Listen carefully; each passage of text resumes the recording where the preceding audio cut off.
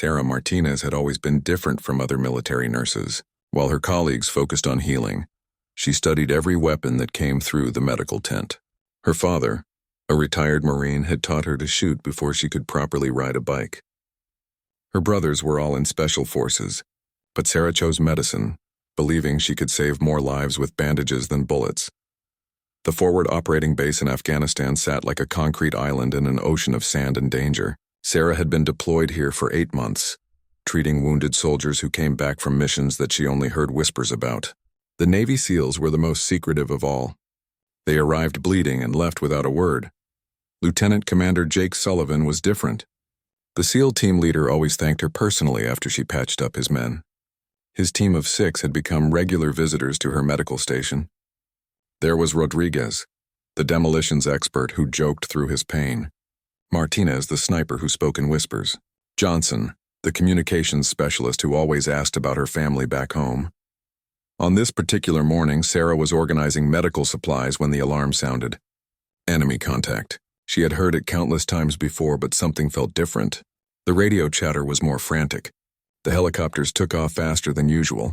Through the small window of her medical tent, she watched Jake's team load into a Black Hawk helicopter, with more ammunition than she had ever seen them carry. The mission briefing had been classified, but Sarah caught fragments of conversation. High-value target. Mountain compound. Extraction in 6 hours. She watched the helicopter disappear into the cloudy sky, carrying the 6 men she had come to know so well.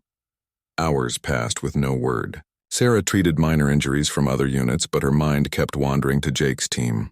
The communication tent was buzzing with activity, but no one would tell her anything. She knew something was wrong when Colonel Harrison, the base commander, started pacing outside the communication center. At 4 in the afternoon, the radio crackled to life.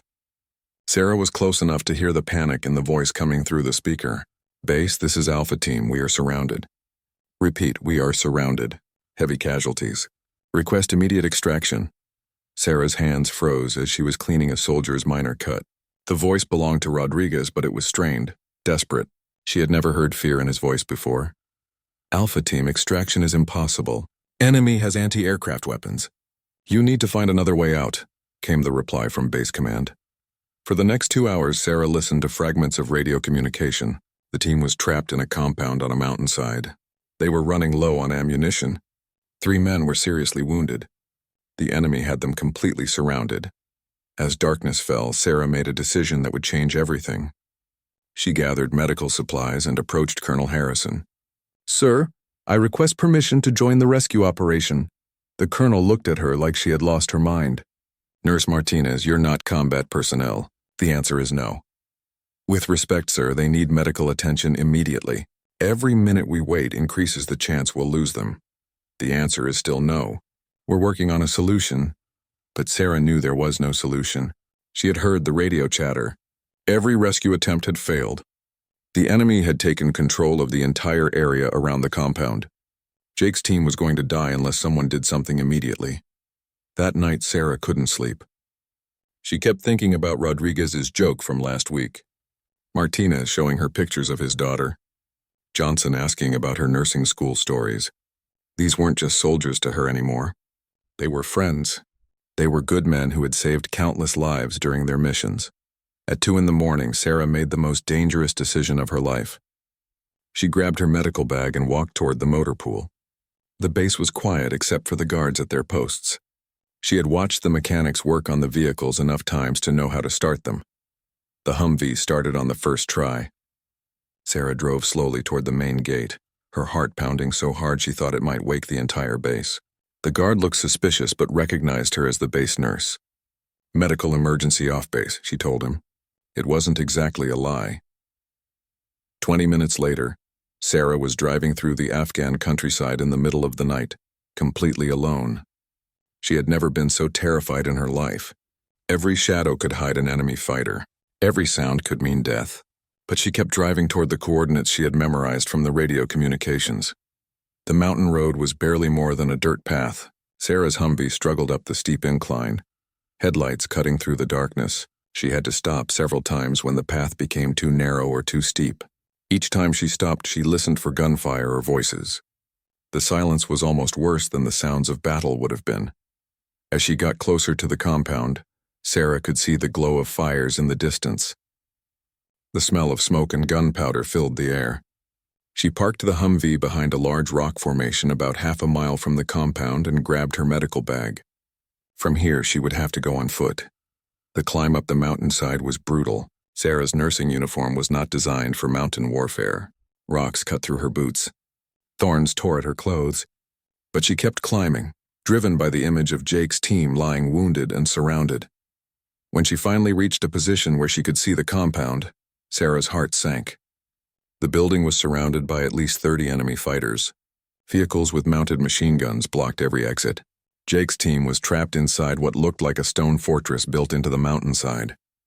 Sarah pulled out her binoculars and studied the situation. The compound had 3 levels built into the rock face. The enemy fighters were positioned in a circle around the building, but they seemed focused on the main entrance. There had to be another way in. As she watched, muzzle flashes lit up the windows of the compound. Jake's team was still fighting, but barely. Sarah could see bodies lying motionless near the enemy positions. The SEALs had taken some of their attackers with them, but they were clearly outnumbered and running out of time. Sarah knew she had made a terrible mistake. She was just one person with a medical bag. She had no weapons, no training for this kind of situation. She couldn't save anyone. She could only watch as good men died. Then she noticed something that changed everything. One of the enemy vehicles had been abandoned near the back of the compound. The machine gun was still mounted on top, and there were ammunition boxes scattered around it. The fighters who had been manning it were now focused on the main assault. Sarah stared at the abandoned weapon and remembered every lesson her father had taught her about shooting. Every story her brothers had told her about combat. Every time she had watched the SEALs clean and maintain their weapons in her medical tent.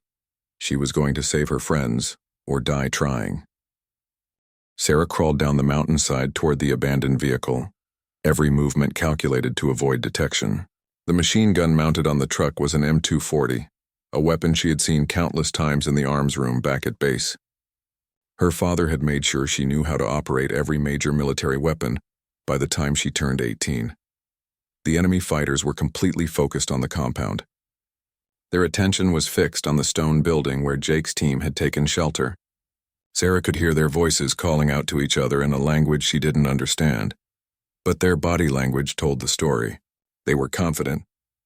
They thought they had already won. Moving from rock to rock, Sarah approached the abandoned vehicle. 2 enemy fighters lay dead beside it, victims of the SEALs' initial defense. Their weapons were scattered nearby along with extra ammunition and grenades. Sarah's medical training kicked in as she checked for signs of life, but both men were beyond help. The machine gun was still functional. Sarah examined it quickly, remembering her father's voice from years ago. Every weapon has a personality, Sarah. You need to understand it before you can use it effectively. The M240 was loaded with a belt of ammunition. More belts were stacked in the truck bed. Sarah positioned herself behind the weapon and studied the compound layout. The enemy fighters had formed a semicircle around the front of the building, using rocks and their vehicles as cover. They were methodically advancing, throwing grenades through the windows and firing automatic weapons. The return fire from inside was sporadic and weak. Through her medical training, Sarah understood exactly what was happening inside that compound. Jake's team was bleeding out. They were running low on ammunition. Every minute that passed brought them closer to death. She was their only hope, and she was terrified. Sarah's hands shook as she gripped the machine gun's handles. She had never killed anyone before. Her entire career had been dedicated to saving lives, not taking them. But these men were trying to murder her friends. They had chosen this fight. The first burst of fire surprised everyone, including Sarah. The recoil was much stronger than she expected, and her initial shots went high. But the psychological effect was immediate. The enemy fighters spun around in confusion, trying to locate this new threat. They had been so focused on the compound that they never considered an attack from behind. Sarah adjusted her aim and fired again. This time her shots found their target. 3 enemy fighters fell immediately. The others scrambled for cover, shouting to each other in panic. They had no idea how many attackers they were facing or where the shots were coming from. Inside the compound, Jake's team heard the machine gun fire and saw their attackers suddenly dividing their attention. Rodriguez's voice crackled over the radio frequency Sarah had memorized. "Unknown friendly, identify yourself. You are danger close to our position." Sarah grabbed the radio from one of the dead fighters beside her. She had watched the communication specialist use similar equipment countless times. "Rodriguez, this is Nurse Martinez. I'm on the ridge behind you with a machine gun. How copy?" The silence on the radio lasted so long that Sarah thought her transmission hadn't gone through. Finally, Jake's voice came across the channel, filled with disbelief and something that might have been relief. "Sarah, what the hell are you doing here?" "My job," Sarah replied, then immediately regretted how that sounded. "This wasn't the time for attitude. I mean, I came to get you out. What's your status?" "Martinez and Johnson are seriously wounded. Rodriguez took shrapnel in his leg. I'm hit in the shoulder. We're low on ammunition and medical supplies. There are about 20 fighters still active around our position." Sarah could see the situation clearly from her elevated position. The enemy had good cover, but they were now confused and disorganized. Some were still focused on the compound while others were trying to locate her position. She had created the chaos they needed, but the advantage wouldn't last long. "Jake, I can see a clear path on the north side of the building. If you can get to the roof, there's a way down the back of the mountain that the enemy hasn't covered." "Negative, Sarah. Martinez and Johnson can't climb. We need another solution." Sarah studied the battlefield below. The enemy fighters were starting to organize their response to her attack. Some were moving to flank her position, while others maintained pressure on the compound. She had maybe 10 minutes before they overwhelmed her. That's when Sarah noticed the fuel truck parked near the main group of enemy fighters. It was positioned perfectly to cause maximum damage if it exploded, but it was also dangerously close to the compound where Jake's team was trapped. "Jake, I need you to get everyone to the back room of the compound. Stay away from the front wall. I'm going to create a distraction. Sarah, whatever you're thinking, don't do it. We'll find another way." But Sarah was already adjusting her aim toward the fuel truck. She had one chance to get this right. Too close and she would kill Jake's team along with the enemy. Too far, and she wouldn't create enough chaos for them to escape. Sarah took a deep breath and remembered every lesson about controlled breathing that she had learned in nursing school. Steady hands save lives. Whether she was inserting an IV or aiming a machine gun, the principle was the same. The burst of fire that hit the fuel truck was perfect. The explosion lit up the entire mountainside. The blast wave knocked down enemy fighters and scattered their vehicles. Secondary explosions from ammunition cooking off in the fire created even more chaos. Through the flames and smoke, Sarah could see figures moving near the compound. Jake's team was using the confusion to reposition, but the explosion had also revealed Sarah's location to the surviving enemy fighters. Muzzle flashes were now directed toward her position. Bullets struck the rocks around Sarah as she returned fire. The enemy was closing in from multiple directions. She had bought Jake's team some time, but she was about to pay the ultimate price for it. Sarah grabbed the extra ammunition belts and prepared to move to a new position. The machine gun was too heavy to carry, but there were assault rifles scattered around the abandoned vehicle. She grabbed an AK-47 and as many magazines as she could carry. As she moved away from the burning truck below, Sarah heard Jake's voice on the radio again. "Sarah, we're moving to extract our wounded. Can you provide covering fire for 2 more minutes?" "Copy that," Sarah replied, though she wasn't sure she could survive 2 more minutes. The enemy fighters were spreading out to surround her position. She was one person against at least 15 trained fighters. Sarah found a new position behind a large boulder and opened fire on the enemy fighters who were trying to flank her. Her shots were accurate, but she was burning through ammunition quickly. Each magazine lasted only seconds of sustained fire. Below, she could see Jake's team moving through the smoke and shadows. Rodriguez was helping carry Martinez while Jake supported Johnson. They were making progress toward the back of the compound, but they were moving slowly because of their wounded. The enemy fighters had regrouped and were now advancing on Sarah's position in a coordinated assault. She could hear their boots on the rocky ground, getting closer with each passing second. Her ammunition was running dangerously low. Sarah made a decision that surprised even her. Instead of continuing to hide behind the boulder, she stood up and walked into the open, firing the assault rifle from her hip as she advanced toward the enemy positions. The move was so unexpected that it caught the fighters off guard. Sometimes the most dangerous thing you can do is exactly what your enemy doesn't expect. Sarah had learned that from watching the SEALs, and now she was betting her life on it. Sarah's aggressive advance caught the enemy fighters completely off guard. They had expected her to retreat or take cover, not charge directly at their positions. Her bold move created exactly the kind of confusion that Special Forces teams use to their advantage. The assault rifle bucked in her hands as she fired controlled bursts while moving. Her father's training echoed in her mind. Move with purpose. Shoot with precision, never stop thinking. The enemy fighters scattered, some diving behind rocks while others tried to return fire from exposed positions. Behind her, Sarah could hear the sound of Jake's team moving through the compound. They were almost to the extraction point, but Martinez was losing blood fast. Sarah had seen enough combat wounds to know that he needed immediate medical attention, or he would die within the hour. 3 enemy fighters positioned themselves behind a cluster of rocks about 50 meters ahead of Sarah. They were setting up a crossfire that would cut off Jake's team from reaching safety. Sarah knew she had to eliminate them, but she was down to her last magazine. Instead of engaging the fighters directly, Sarah spotted a stack of ammunition boxes near their position. The explosion from the fuel truck had scattered military supplies across the battlefield. If she could hit those boxes with her remaining ammunition, the secondary explosion might take out all 3 fighters. Sarah dropped to one knee and took careful aim. The distance was at the edge of her effective range with the assault rifle, but she had to try. She fired a 3-round burst at the ammunition boxes. The first 2 rounds struck rock, but the third found its target. The explosion was smaller than the fuel truck blast, but devastating to the fighters who were using the area for cover. 2 were killed instantly, while the third was thrown clear but badly wounded. The path to the extraction point was now clear. "Jake, move now," Sarah called into the radio. "You have a clear route to the North Ridge. What about you?" Jake's voice came back immediately. Sarah looked around at her situation. She was surrounded by dead enemy fighters, but she could hear voices in the distance. More fighters were coming up the mountain. The battle had drawn attention from other enemy units in the area. "I'll catch up," Sarah lied. She knew there was no way she could make it to the extraction point before the reinforcements arrived, but she had accomplished her mission. Jake's team was going to survive. Sarah moved toward the compound to collect medical supplies and additional weapons. If she was going to make a last stand, she wanted to be properly equipped. Inside the stone building, she found the scene she had expected. Blood covered the floor. Bullet holes dotted the walls. Medical equipment was scattered everywhere, but she also found something unexpected.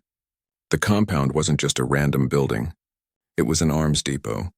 The SEALs had been sent to capture or destroy a major weapons cache, and they had found exactly what they were looking for. Crates of weapons, ammunition, and explosives filled the back rooms. Among the weapons, Sarah discovered something that changed her entire strategy.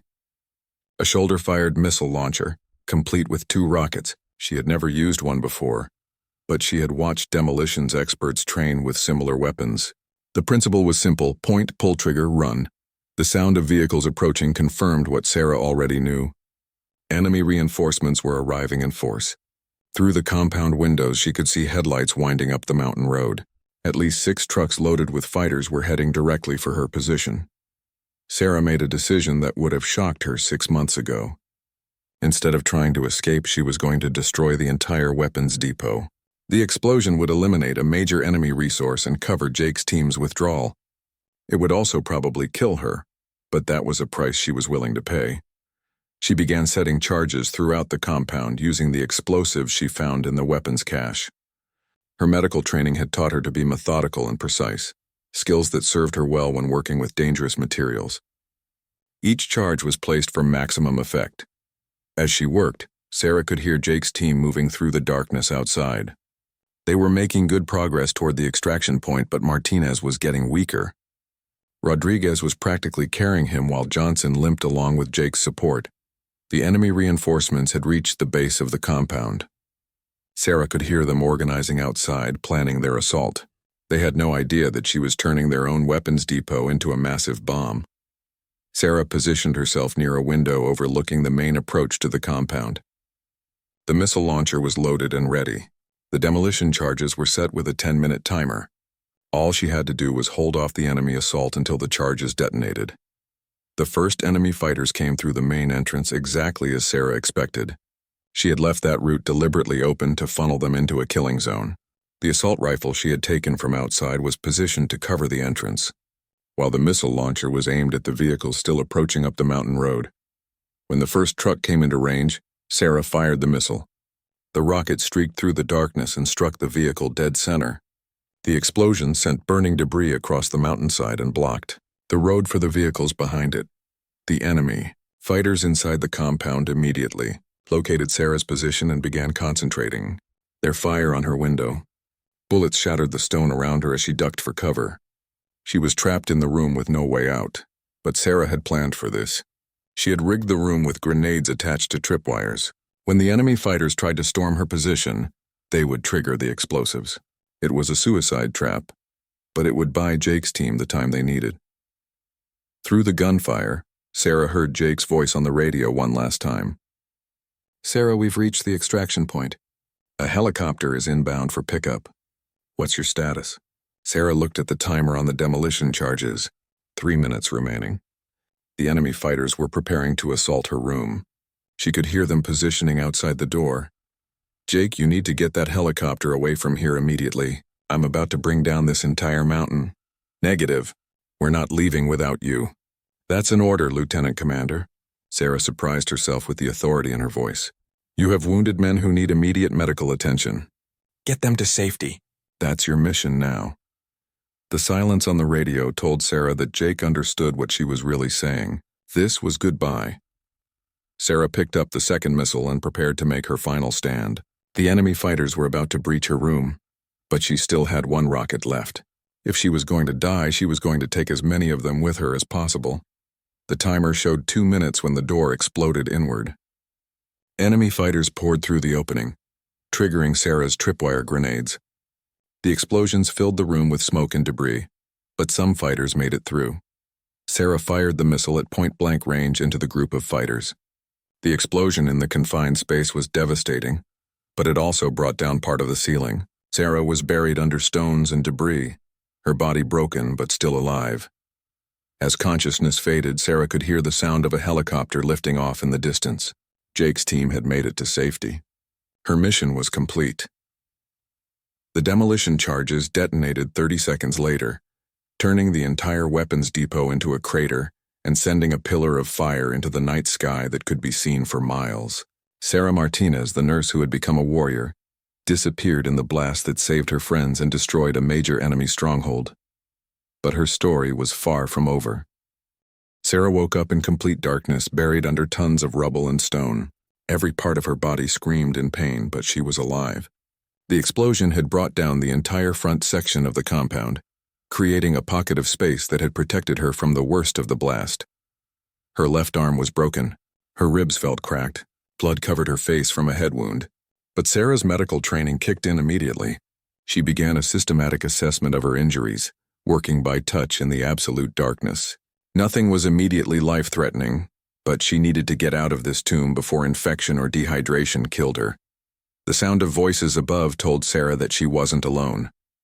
Enemy fighters had survived the explosion and were searching through the rubble. They were looking for survivors, weapons, anything of value from the destroyed depot. Sarah forced herself to remain completely still as footsteps passed overhead. For 3 hours, Sarah lay motionless among the debris. The voices gradually faded as the searchers moved to other areas. When she was certain they were gone, Sarah began the painful process of digging herself out. Every movement sent waves of agony through her broken ribs, but she kept working. The space around her was tiny, barely large enough for her body. She had to move stones one at a time, feeling carefully to avoid causing a collapse that would crush her. Her hands were soon bloody from scraping against the sharp rocks, but she made steady progress toward what she hoped was the surface. After 6 hours of digging, Sarah saw the first hint of daylight filtering through the rubble above her. She was close to the surface, but the final layer of stones was the heaviest. Each rock required tremendous effort to move, and her strength was fading fast. When Sarah finally broke through to the surface, the sun was setting again. She had been buried for almost 24 hours. The compound was completely destroyed, reduced to a smoking crater in the mountainside. Bodies of enemy fighters were scattered across the battlefield, evidence of the devastation she had caused. But Sarah's immediate concern was survival. She was alone on a hostile mountain with serious injuries and no supplies. The nearest friendly forces were at least 50 miles away across dangerous terrain. She needed to find shelter, water, and medical supplies quickly. Sarah made her way carefully through the ruins of the compound, searching for anything useful. Most of the weapons and equipment had been destroyed in the explosion, but she found a few items that had been protected by the stone walls. A first aid kit, a water bottle, a pistol with 2 magazines. More importantly, she found the radio equipment that Jake's team had been using. The radio was damaged but still functional. Sarah spent an hour working on it, using her medical knowledge of electronics to repair the broken connections. When she finally got it working, the first voice she heard was Jake's. Any station, this is Alpha Team Leader. Sarah Martinez, if you're receiving this transmission, please respond. Sarah's throat was too dry to speak immediately. She took a sip of water and tried again. Jake, this is Sarah. I'm alive. The explosion of voices on the radio told Sarah that Jake's entire team was listening. They had made it back to base safely, but they had been trying to reach her for over a day.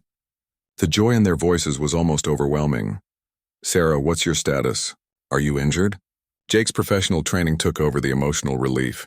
Multiple injuries but mobile. I'm at the compound site. The depot is completely destroyed. No enemy presence in the immediate area. Outstanding work, Sarah. We're organizing a rescue mission. Can you make it to the extraction point where we were picked up? Sarah looked toward the ridge where Jake's team had been extracted. In her current condition, the climb would take hours. She wasn't sure she had the strength to make it before enemy reinforcements arrived to investigate the explosion. Negative on the extraction point. I need an alternative, Jake's voice came back immediately. There's a village about 10 miles north of your position. Friendly contacts. Can you make it there? 10 miles across mountain terrain with broken ribs and a useless left arm. Under normal circumstances, it would be a difficult hike.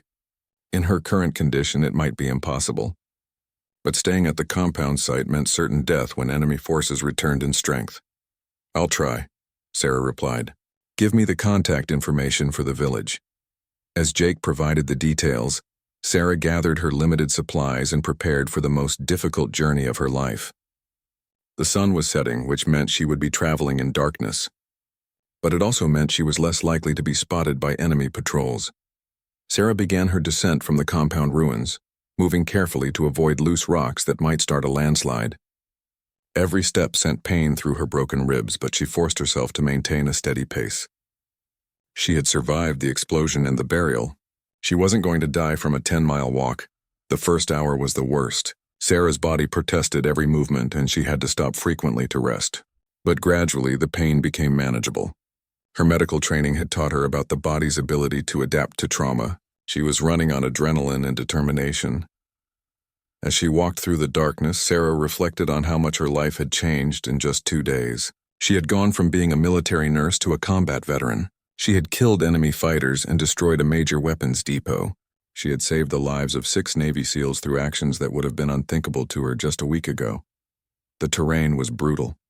Rocky slopes gave way to deep ravines that forced Sarah to make long detours.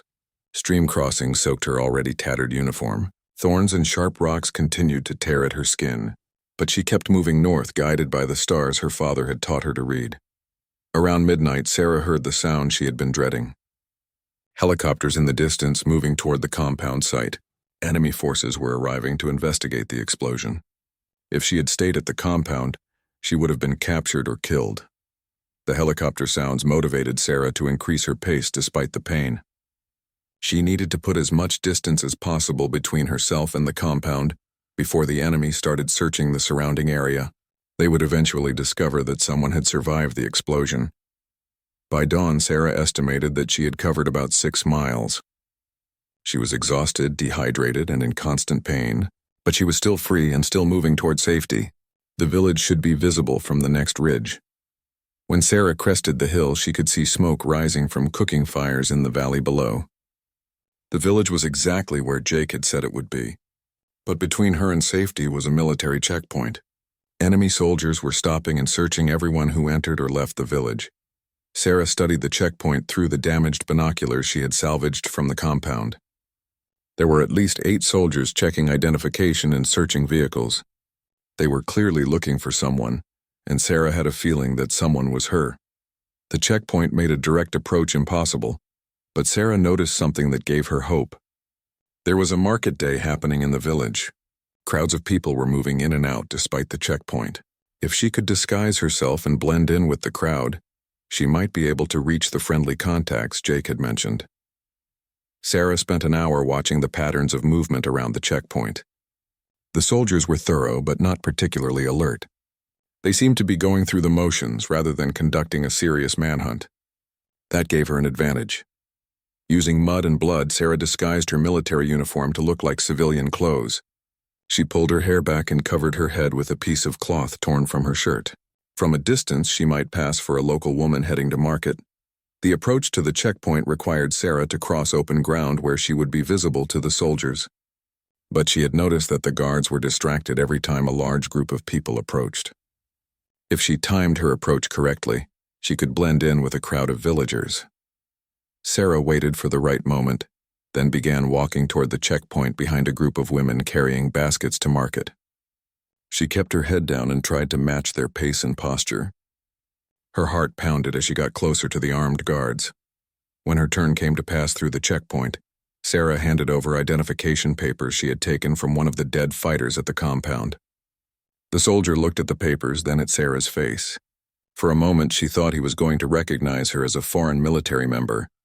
Then the soldier waved her through without a second glance. Sarah was inside the village, closer to safety than she had been since the rescue mission began.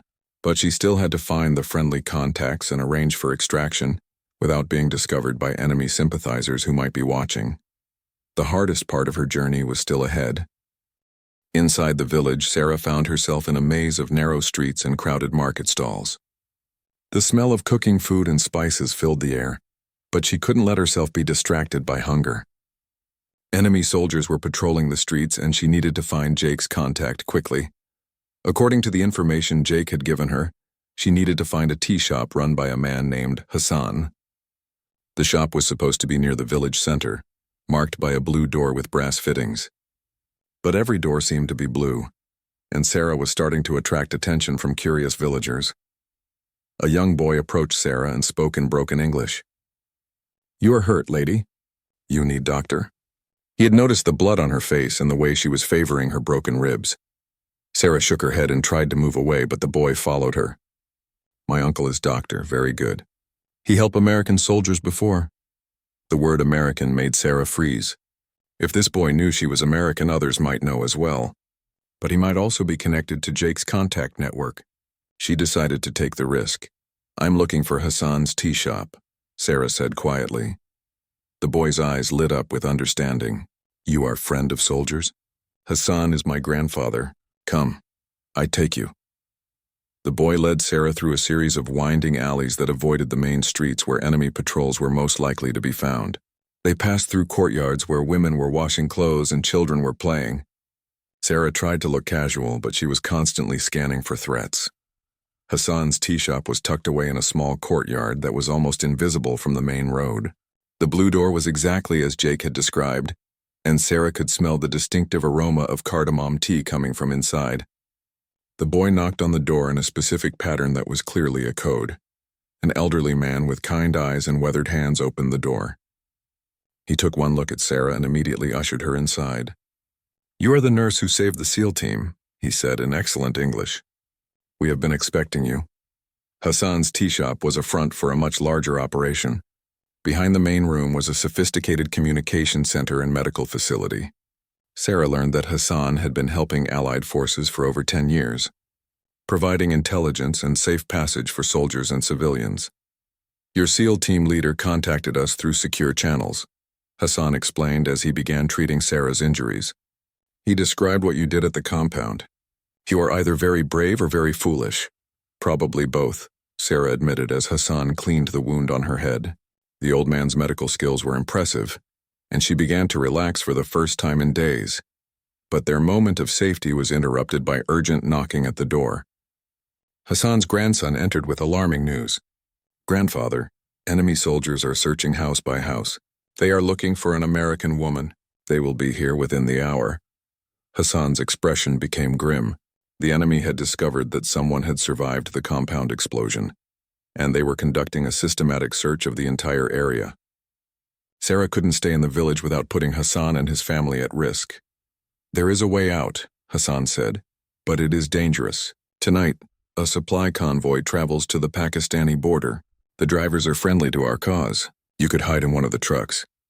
The border was over 100 miles away through territory controlled by hostile forces. The convoy would have to pass through multiple checkpoints and navigate roads that were frequently attacked by insurgents.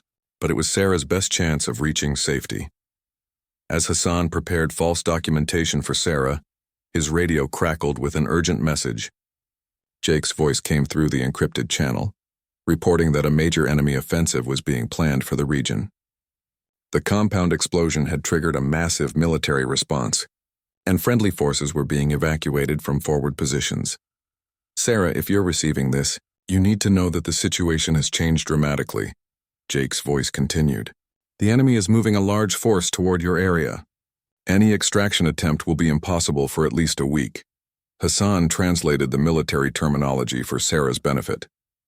The enemy was bringing in tanks, helicopter gunships, and over 1,000 soldiers to secure the region. They were treating her survival as a major intelligence threat and were determined to capture her at any cost. "Why is one nurse so important to them?" Sarah asked. Hassan's expression was grave. "Because you destroyed their primary weapons depot and killed over 40 fighters. But more importantly, you proved that their mountain strongholds are not safe. If one American nurse can cause this much damage, what could a full military unit accomplish?" The psychological impact of Sarah's actions was greater than the physical damage. Enemy morale was shattered, and their confidence in their defensive positions was destroyed. She had become a symbol of American military capability that they desperately needed to eliminate. As the sun set, Hassan prepared Sarah for the dangerous journey ahead. He provided her with local clothing, forged identity papers, and a small amount of money. More importantly, he gave her a detailed map of the route to the border and contact information for allies along the way. "The convoy leaves at midnight," Hassan explained. "You will hide in a truck carrying grain sacks. The journey takes 2 days if there are no problems. If you are discovered, you must not reveal anything about this village or the people who helped you." Sarah understood the implications. If she was captured, Hassan and his entire family would be executed. The weight of responsibility was overwhelming, but she had no choice. Staying in the village meant certain death for everyone. At 11:30, Sarah said goodbye to Hassan and his family. The old man had risked everything to help her, asking nothing in return except that she remember the kindness of the Afghan people. His grandson led her to the convoy staging area on the outskirts of the village. The truck convoy consisted of 6 vehicles loaded with various supplies. Sarah's truck was in the middle of the convoy, driven by a man named Omar who spoke no English but understood her situation. He helped her hide among the grain sacks in the cargo area and showed her how to access the hidden ventilation system he had installed for exactly this purpose. As the convoy began moving through the darkness, Sarah reflected on her incredible journey. 5 days ago, she had been a military nurse focused on healing wounded soldiers. Now she was a combat veteran responsible for one of the most successful solo operations in recent military history. But the most dangerous part of her journey was just beginning. The road to the border was controlled by the same enemy forces that were hunting her. Every checkpoint could be her last. Every sound could signal discovery and death. The truck rocked and bounced over the rough mountain roads as Omar navigated by moonlight. Sarah tried to rest among the grain sacks, but the pain in her ribs and the constant fear of discovery made sleep impossible. She could hear the other trucks in the convoy ahead and behind, their engines straining up the steep mountain passes. Around 2 in the morning, the convoy suddenly stopped. Sarah could hear voices outside speaking in urgent tones. Through a small gap in the truck's canvas covering, she could see the lights of a military checkpoint ahead. Soldiers were conducting a thorough search of each vehicle. Sarah's heart raced as she heard footsteps approaching her truck. This was the moment she had been dreading. If the soldiers found her, the game was over. Hassan's family would die, and all her sacrifices would have been for nothing. The truck's tailgate opened and flashlight beams began probing the cargo area. Sarah pressed herself as deep as possible into the grain sacks and tried to control her breathing. The soldiers were being very thorough, and they were getting closer to her hiding spot. One of the soldiers climbed into the truck and began moving grain sacks aside. Sarah could see his boots just inches from her face. She closed her eyes and prepared for discovery. But then Omar's voice called out from the cab of the truck. "Sir, I have the manifest here. Only grain for the refugee camp at the border." The soldier in the truck hesitated, then climbed back out to examine Omar's paperwork. Sarah heard them discussing the manifest for several minutes before the soldier finally waved the convoy through. As the truck began moving again, Sarah realized she had been holding her breath for almost 2 minutes. The checkpoint was behind them, but there would be others. The next 50 miles would test every bit of luck and skill she had left. The convoy pressed on through the night, carrying Sarah toward freedom and safety. But unknown to her, enemy forces had received new intelligence about the convoy's route. A trap was being prepared that would test her survival skills one final time. The attack came at dawn when the convoy was crossing a narrow bridge over a deep ravine. Sarah woke to the sound of automatic weapons fire and explosions. Enemy fighters had ambushed the convoy at its most vulnerable point, where the trucks couldn't maneuver or retreat. Sarah heard Omar shouting in pain as bullets shattered the truck's windshield. The vehicle swerved violently before crashing into the bridge's stone railing. The impact threw Sarah against the grain sacks, aggravating her broken ribs and sending waves of agony through her body. Through the canvas covering, Sarah could see that the convoy was trapped. The lead truck had been destroyed by a rocket-propelled grenade and was blocking the bridge. The last truck was on fire, preventing retreat. Enemy fighters on both sides of the ravine had perfect fields of fire on the trapped vehicles. Sarah crawled toward the front of the truck to check on Omar. The driver was badly wounded, but still alive. Blood covered his face from glass cuts and his left arm was obviously broken. He was trying to reach the radio to call for help, but his injuries made it impossible. "Let me help," Sarah said, forgetting that Omar didn't speak English. She grabbed the radio and began transmitting on the frequency Hassan had given her for emergencies. "This is Sarah Martinez. Convoy under attack at Bridge 17. Multiple casualties. Request immediate assistance." The response came back in Jake's voice, filled with urgency and frustration. "Sarah, we're tracking the attack but can't provide support. You're in enemy-controlled territory. You need to get out of there immediately." Through the truck's shattered windshield, Sarah could see the tactical situation clearly. The other convoy drivers were either dead or pinned down by enemy fire. The grain truck was partially protected by the bridge's stone railing, but that protection wouldn't last long. The enemy fighters were moving to surround the entire convoy. Sarah made a decision that would have shocked her former self. Instead of trying to hide or escape, she was going to fight. The enemy had made a mistake by attacking the convoy that was helping her reach safety. They had killed innocent people who were only trying to help a wounded American soldier. In the truck's cargo area, Sarah found something that Omar had hidden beneath the grain sacks. A crate of weapons and ammunition, probably intended for Hassan's resistance network. The crate contained assault rifles, grenades, and enough ammunition for a sustained firefight. Sarah selected an AK-47 and loaded it with practiced efficiency. Her actions at the compound had taught her that she was capable of much more than she had ever imagined. She was no longer just a nurse. She was a warrior who had been tested in combat and proven herself capable of extraordinary things. The enemy fighters were concentrating their fire on the truck that held the convoy's security team. They hadn't yet realized that Sarah was in the grain truck, which gave her a tactical advantage. She could attack them from an unexpected position while they were focused on other targets. Sarah positioned herself at the back of the truck and began engaging the enemy fighters on the far side of the ravine. Her shots were accurate and deadly, dropping 3 fighters before they realized where the fire was coming from. The psychological effect was immediate. The enemy fighters began to panic just as they had at the compound. "Omar, can you drive?" Sarah asked, though she knew he probably couldn't understand her. She pointed toward the driver's seat and made driving motions with her hands. Omar nodded weakly and began crawling toward the front of the truck. His broken arm made it difficult, but he understood what Sarah was trying to do. If they could get the truck moving, they might be able to break through the ambush. Sarah continued firing at the enemy positions while Omar struggled to start the damaged truck. The engine turned over reluctantly, coughing and sputtering from battle damage. But it was running, and that was all they needed. "Go, go, go," Sarah shouted, though she doubted Omar needed the encouragement. The truck lurched forward, grinding against the destroyed lead vehicle as Omar forced it around the obstruction. Enemy fire concentrated on the moving truck as Sarah provided covering fire from the cargo area. Bullets punched through the canvas covering and shattered the remaining windows, but Omar kept driving. The truck was taking tremendous damage, but it was still moving. As they cleared the bridge, Sarah saw something that changed everything. A helicopter gunship was approaching from the south, flying low and fast. For a moment, she thought it was enemy reinforcement that would finish them off. Then she saw the distinctive markings of a U.S. Army Apache helicopter. The gunship opened fire on the enemy positions with devastating effect. Its 30mm cannon turned the ambush site into a killing zone, destroying the fighters who had trapped the convoy. Secondary explosions from enemy ammunition and weapons created an inferno that consumed the entire area.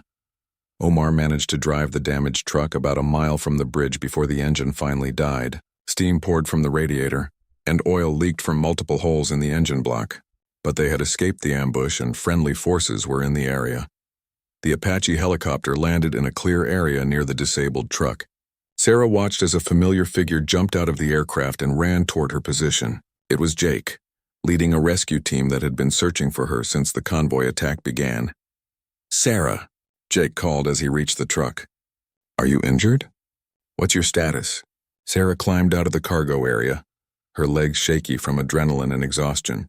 "I'm okay, but Omar needs immediate medical attention. He saved my life." Jake's medic immediately began treating Omar's injuries while Jake helped Sarah toward the helicopter. As they walked, he filled her in on the larger military situation. The enemy offensive had been disrupted by intelligence gathered from the destroyed weapons depot. Allied forces were now on the attack, pushing the enemy back from their mountain strongholds. "Your actions at the compound changed the entire strategic picture," Jake explained. "The enemy lost their primary weapons supply and their confidence. They're in full retreat across the region." As the helicopter lifted off, Sarah looked down at the burning bridge where the convoy had been ambushed. She thought about Hassan and his family, about Omar and the other drivers who had risked their lives to help her. She had survived an incredible ordeal, but the cost had been high.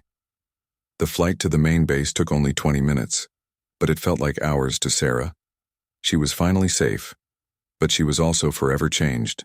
The nurse who had driven into the Afghan countryside 6 days ago no longer existed.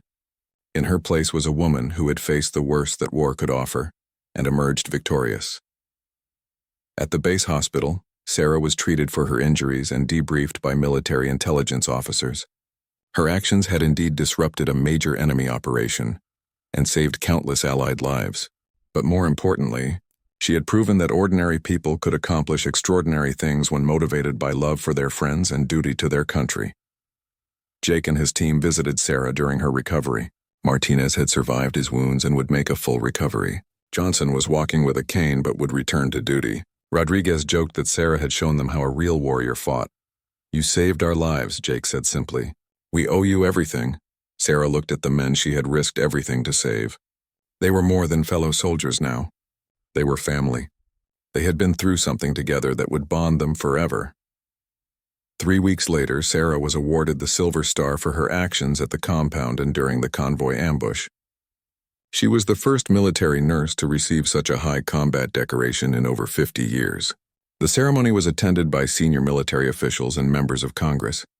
But the award that meant the most to Sarah was a simple handwritten note from Hassan's grandson. The boy wrote that his family was safe and that the village remembered the American nurse who had risked everything to protect innocent people. Sarah's story became legendary among military personnel deployed to Afghanistan. Soldiers called it the Martinez Protocol, the idea that anyone, regardless of their official role, could become a warrior when the situation demanded it. After her deployment ended, Sarah returned to the United States as a hero, but she remained humble about her actions, always emphasizing that she had simply done what any soldier would do for their friends. She had picked up weapons to save lives, and in doing so, had discovered capabilities she never knew she possessed. Years later, when asked about her transformation from nurse to warrior, Sarah would smile and say, "Sometimes the most important weapon you can carry is the willingness to use whatever it takes to protect the people you care about." The bloodied and broken nurse who had picked up the SEAL's weapons had indeed unleashed devastation from above. But more importantly, she had demonstrated that heroism comes not from training or equipment, but from the courage to act when action is needed most. Sarah Martinez had become a legend, but she remained at heart a healer who had learned to fight.